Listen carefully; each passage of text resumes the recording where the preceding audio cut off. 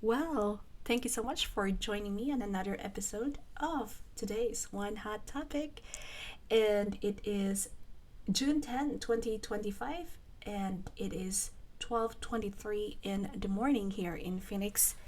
So I'm hoping I can finish this video in an hour because I have to go to sleep and wake up very early around 6 o'clock. I'm glad that the kids are in summer break so I don't have to worry about them. But I have to go to work early in the morning. So we are deviating a little bit from Mr. Nawat or MGI and their responses to Rachel Gupta. I think there are two more documents that we've seen on their Facebook account yesterday that I'd like to go over and read with you guys. But today I also want to find out what's going on with Anne Jakrajutatip, and she is the founder and CEO of JKN Global Group Public Limited, and she owns Miss Universe, Miss USA, Miss Teen USA. She also owns JKN Shopping and JKN 18 TV, and it says in here she is mom of two. So I always want to go back to their account or their social media account just in case someone is not following the beauty pageant world closely. That way, just to put a face on whoever we are discussing. And feel like Anne and Mr. Nawat's trajectory is so similar. They both came from humble beginnings and now both CEOs of very similar business empire.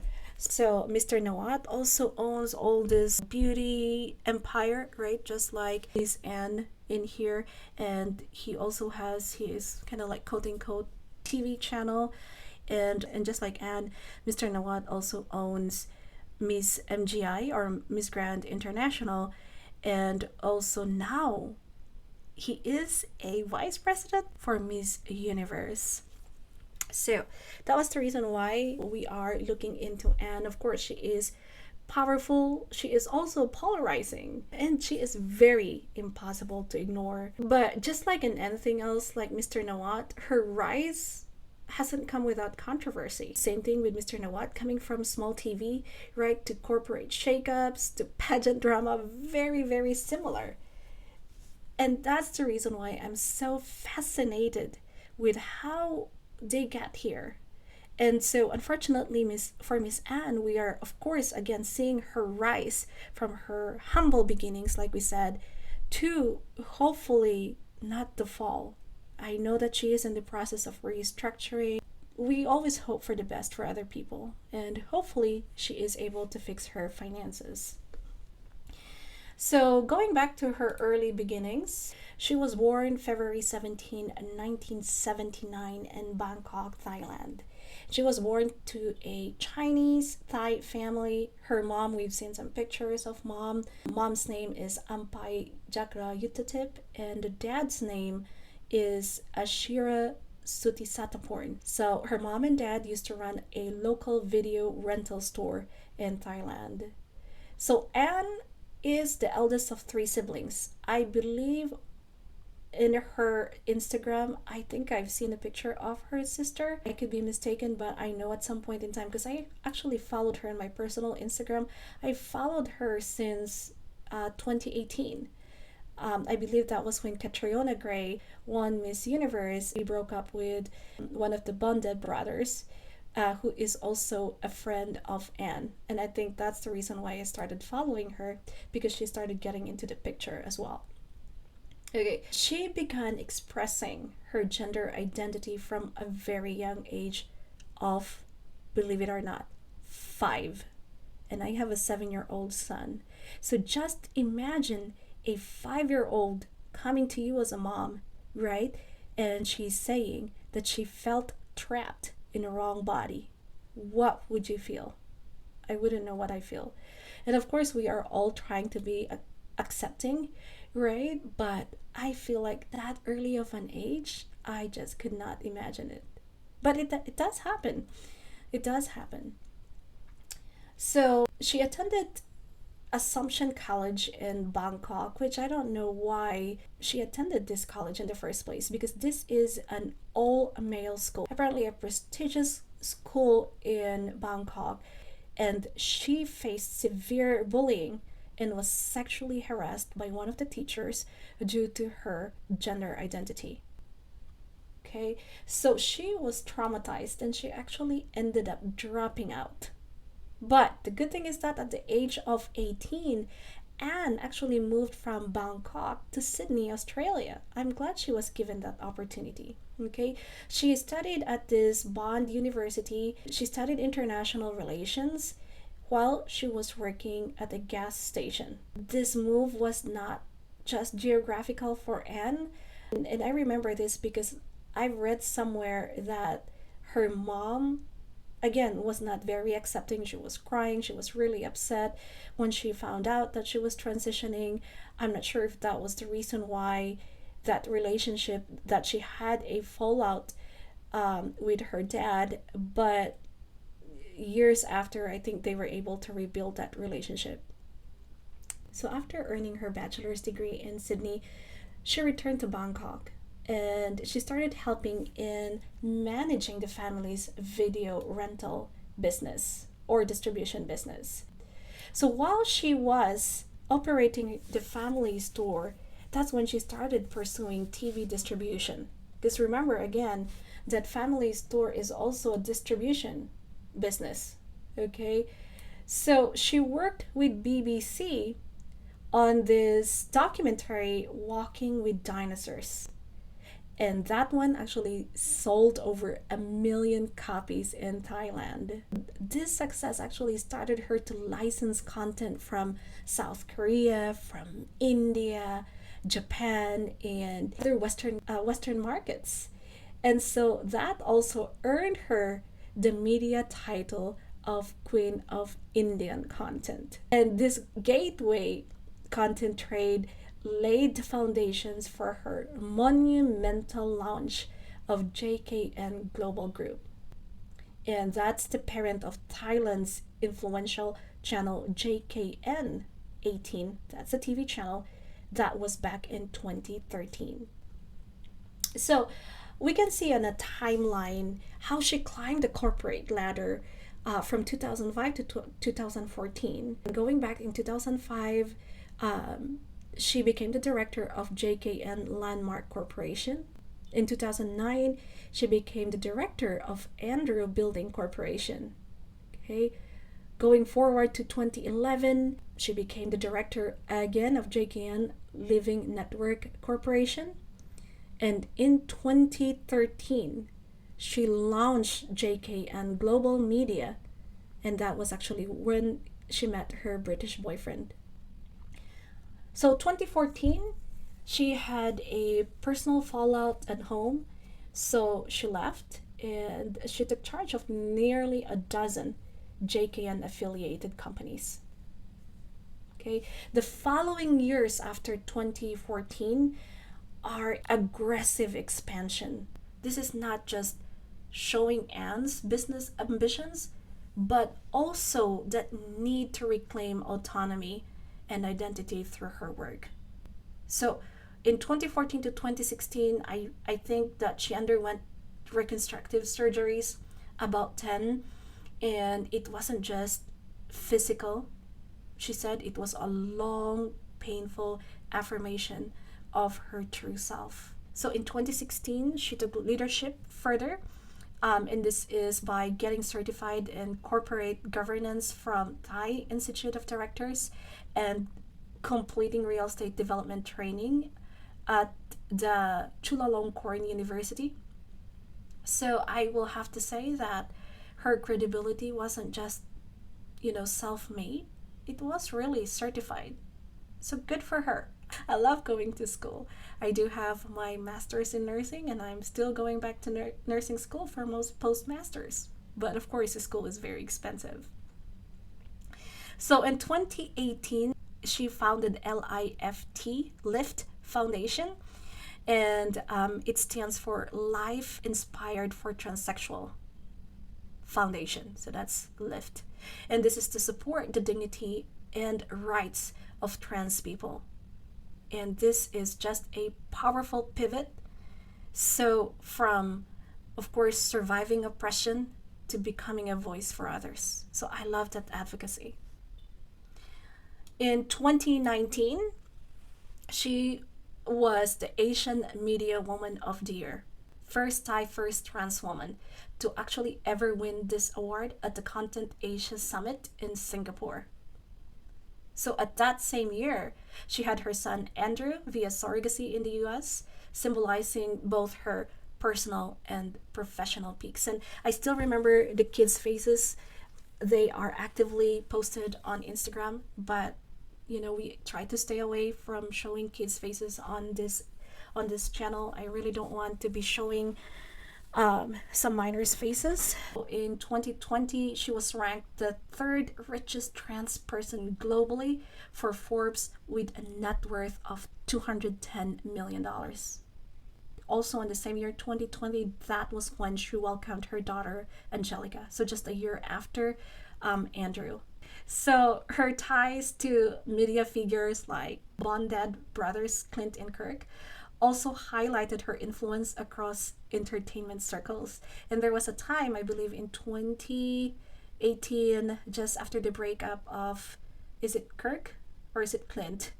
One of the brothers with Catriona Gray, who was the 2018 Miss Universe. You can see lots of pictures of the both of them. I thought for some reason they were having a relationship, but I guess they were only friends. So in 2022, she bought Miss Universe, and she made headlines with her company JKN Global Group as she acquired Miss Universe, Miss USA, and Miss Teen USA, and this is for $31 million. So that made her the first woman and first Thai owner of Miss Universe organization, which is a massive cultural shift in a historically cisgender dominated institution. Okay, and the same year, 2022, is the unveiling of Miss Universe crown, and she actually partnered with jeweler Fred Mowad, and so she presented the Miss Universe 2022 crown in Bangkok, and it was more than just an accessory. It was a statement of cultural ownership. And if you want to see what the crown looks like, let's go ahead and take a look at it. And look at how beautiful that crown is. That's how it looks like. That was during the unveiling of the Miss Universe crown in 2022. I wonder how much it is. How much is the crown? Let's see. About $6 million. The new Miss Universe crown was unveiled December 2022 and cost about $6 million. It has been designed by Moad, a high jewelry company based in Geneva, Switzerland. The crown is set with 48.12 carat of diamonds and 108.44 carat of sapphires. The Miss Universe organization's new era was marked by Thai media tycoon and Jakrajutatip's purchase of the franchise for $20 million in October 2022. Okay, so Mowad Force for Good Crown 2022 to present. So Miss Universe unveiled its new crown for 2022 for the weekend's competition. So introducing the Force for Good crown, the pageant organization captioned the video of the bejeweled headpiece on Instagram. The crown was designed by Moad, the family-owned international company of Lebanese origin that makes and sells jewelry, objects of art, and luxury watches. Okay. Carrying an inspiring message of hope for the future, the Moad Miss Universe 2022 Force of Good crown is a unique bespoke work whose extraordinary craftsmanship, featuring meticulous setting of sapphires and diamonds, is replete with symbolism, a statement read. So her business empire does not only include content distribution and owning Thai channels, partnering with Comcast, NBC Universal. She also partnered with Hyundai Home Shopping as she launched JKN High Shopping, and they are offering beauty and consumer products and digital news via JKN CNBC. Okay, Under her beauty and health, it's diversified into over 50 health supplements, also cosmetic lines and energy drinks, JKN Best Life, JKN Cosmetics, and JKN Drinks. So they do have a lot of products. We've seen some yesterday, I believe it was yesterday or the other day, but you can see them all in here: beauty products, nutrition, food, you name it, they have it. Like we said, she also did real estate and retail. She developed a 2.5 billion baht community mall near Central Salaya, and also invested again on lots of e-commerce and beverage factories. So just to go over her net worth, in 2020, she was worth $210 million.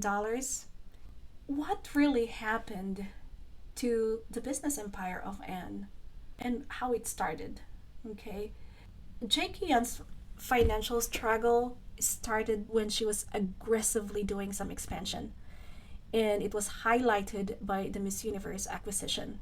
And even if they call it one of her boldest moves, the buying of the Miss Universe organization in 2022, because it was such a huge flex, but it was also such a huge financial gamble. Her goal was to transform it into a modern, inclusive platform for all women.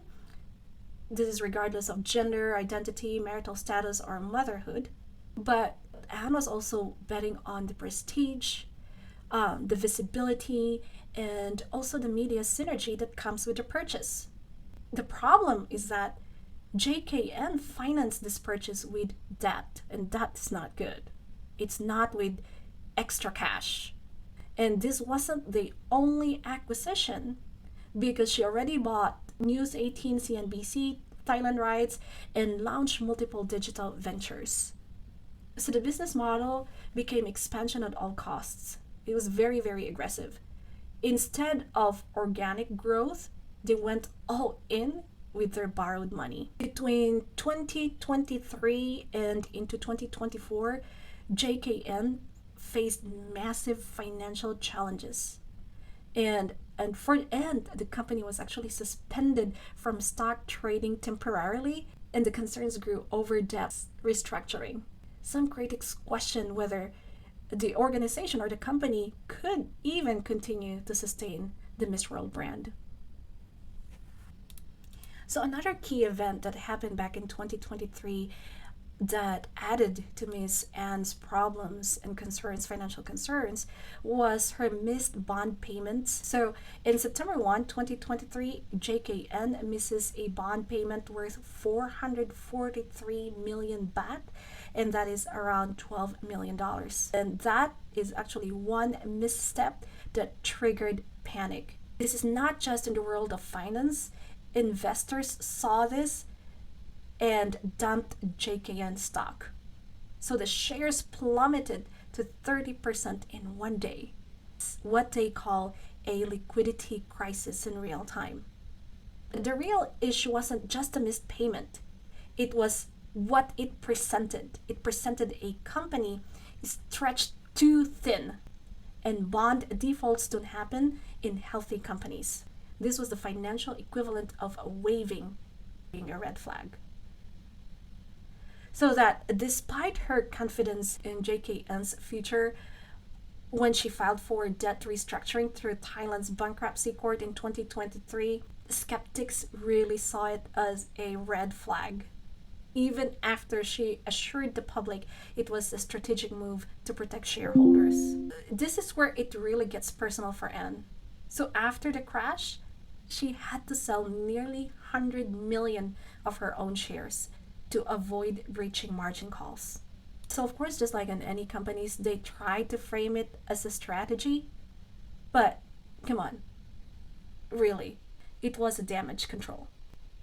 Because when a CEO is forced to liquidate shares, it really undermines investor confidence. November 8, 2023, JKN filed for business rehabilitation. That's actually Thailand's version of Chapter 11, the bankruptcy, where a company stays alive while fixing its books. So She did try to come out quickly to say, we're not bankrupt. She wanted to control the narrative, but even with her doing that, it confirmed that JKN couldn't pay its bills. So, filing for court supervised restructuring is smart if you want to keep creditors off your back. But it also publicly declares that the organization or the company can't survive on its own. And that takes a reputational toll, especially for a CEO like Anne, whose brand is the company. Okay? And aside from that, with the finances, the finance drama going on, of course, we have the pageant license drama. Multiple national franchise holders started speaking out as well, claiming disorganization of the pageant organization, late contracts, and also unreasonable fees under Anne's leadership. Some even accused the organization of playing favorites, particularly in countries that have strong media value. And we see this one too with MGI. There's always a country saying that there is another country who is MGI's favorite. Also, just like MGI, they also had dethronements and allegations of bias. So, with Anne's Miss Universe tenure, she's seen several controversies over contestant selection, scoring, and dethronements. And fans are accusing her of pushing business interest over fairness. So, one example is the increased tension around Miss Universe Thailand and how the pageant was allegedly given preferential treatment. Similar situation going on with MGI. So I can only imagine with Anne being the CEO or the owner of Miss Universe, and here comes Mr. Nawat, also a director of Miss Universe.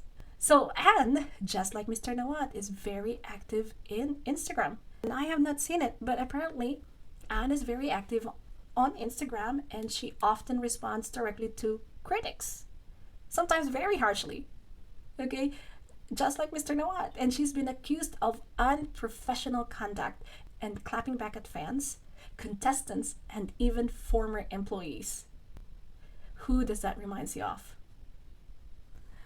So, let's be honest. Let's be honest, guys. Was this a bad timing or bad management? I feel like it's a bit of both, right? Okay, Miss Anne had a vision and she chased prestige over profitability. I think that she's looking at Mr. Nawat and Mr. Nawat owning MGI. I think she also wants to make it bigger than who Mr. Nawat is. I feel like it. But I feel like they are rivals. I feel like they are competitors. Okay?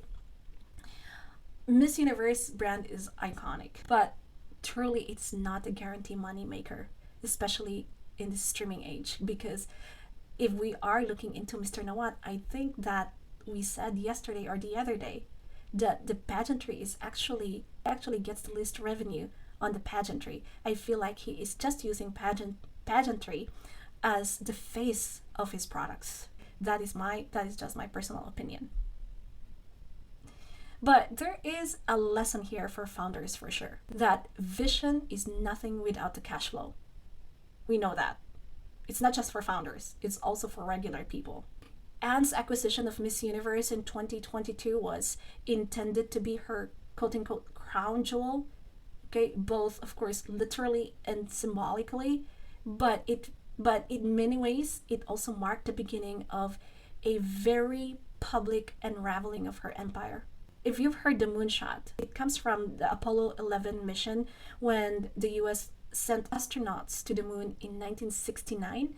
And at that time, that was seen as an almost impossible dream. And that's why it was called moonshot. Okay? So Miss Universe was Anne's moonshot. It meant to be her legacy.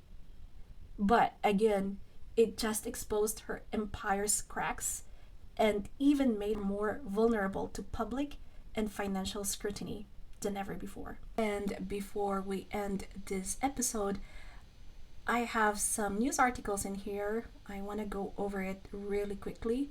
So this was actually from Inquirer.net, one of the publications in the Philippines, and it's dated June 9 of 2025, so it was just yesterday. This one was written by Armin P. Adina, And it says, Anne Jakrajutatip steps down from JKN Miss Universe org role in limbo. Okay, so we'll go down. So Miss Universe organization MUO Chief Executive Officer and co-owner Anne Jakrajutatip has stepped down from her executive post in JKN Global Group, putting her role in the international pageant also at risk. The Thai conglomerate reported that the transgender media mogul resigned as JKN Global Group Managing Director and CEO on Thursday, June 5, after Securities and Exchange Commission (SEC) of Thailand issued a complaint involving Jakrajutatip and another official. On June 5, 2025, the SEC filed a complaint with the Department of Special Investigation against JKN, Thai media platform The Nation reported on Friday, June 6. The SEC alleges that the three parties jointly committed or allowed the inclusion of false information and or failed to properly and accurately maintain the company's financial records, it noted. Also included in the SEC complaint against JKN Global Group and Jakrajutatip was Pimpuna Jakrajutatip, a director in the conglomerate and deputy managing director of the content division. I'm not sure if they are related. I hope that's not the sibling, because remember, she is the eldest of three siblings. The allegations concern the joint act or consent to record false information and or incomplete and inaccurate accounting records in JKN's 2023 annual financial statements, Quarter 1 2024 financial documents, again, The Nation reported. SEC's action stemmed from JKN Global Group's misleading report to them about the sale of stakes in the MUO to Mexican magnate Raul Rocha through his Legacy Holdings Group. When reports came out in January 2024 that Jakrajutatip sold half of her interest in MUO to Rocha's Legacy Holdings, the SEC sought clarification from her and JKN Global Group. Jakrajutatip and JKN Global Group told the SEC that they were still in search of possible investors at that time, but the regulatory agency found out that the sale had already pushed through months earlier in October 2023. In April, the SEC imposed fines amounting to 4.1 million baht, roughly around $7 million, on Jakrajutatip and JKN Global Group, and prevented them from assuming directorships or holding executive positions in publicly listed companies for 56 months or 4 years and 8 months.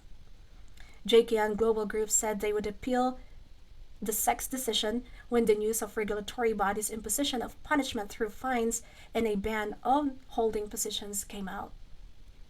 Before this scandal related to the sale of MUO stakes to Mexican entity, JKN Global Group had already figured out in another controversy involving finances sparking bankruptcy rumors. Jakrajutatip debunked the claims and explained that JKN Global Group had only been remiss in paying and repaying bonds to investors. The Thai entity missed its own deadlines on several occasions, with the amount worth tens of millions of dollars. Oh no. Okay, and it's a lot more, and it says several repayment dates for the debenture long-term loan were laid down after JKN Global Group offered to release partial repayment of $4.5 million. Okay, The Nation reported JKN entered the public spotlight internationally when it acquired MUO, Miss Universe in 2022, making headlines as the first Thai company to own one of the most prestigious global beauty pageants. This acquisition was part of the company's push to become global lifestyle and entertainment brand, it recalled. It was not stated in any media report that Jakrajutatip's fate in the MUO will be. But it is expected that her resignation as the managing director and CEO of JKN Global Group will also result in her departure from the international pageant organization. The Miss Universe organization had recently revamped its leadership chart, retaining co-owners Jakrajutatip and Rocha as CEO and president. US-based Filipino entrepreneur Olivia Quido Co also retained her post as vice president for global partnerships, while controversial Thai personality and Miss Grand International head Nawat Itzagragosil was announced as vice president of the Eastern Regional Office. Miss Universe pageant will hold its 74th edition in Thailand in November, and more than 100 ladies from around the world are expected to take part in the competition. Okay.